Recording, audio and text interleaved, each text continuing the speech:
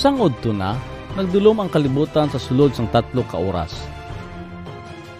Pag alas 3 ang hapon, nagsinggit si Jesus sing mabaskog.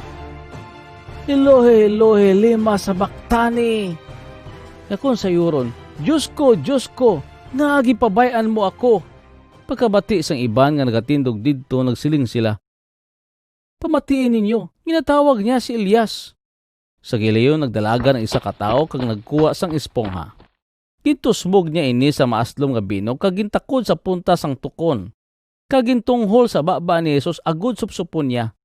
Nagsiling siya, pabayaan talang anay siya. Tanawon ta kun maabot si Elias sa pagkuha siya sa cross.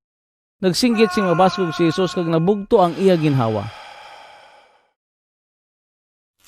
Sa muman nga oras, napihak ang kortina sa sulod sang templo sa Jerusalem, halin sa ibabaw pa idalom. Ang kapitan sa mga soldado nga nagatindog sa tubangan sang cross nakakita kung paano nabugto ang ginhawa ni Jesus.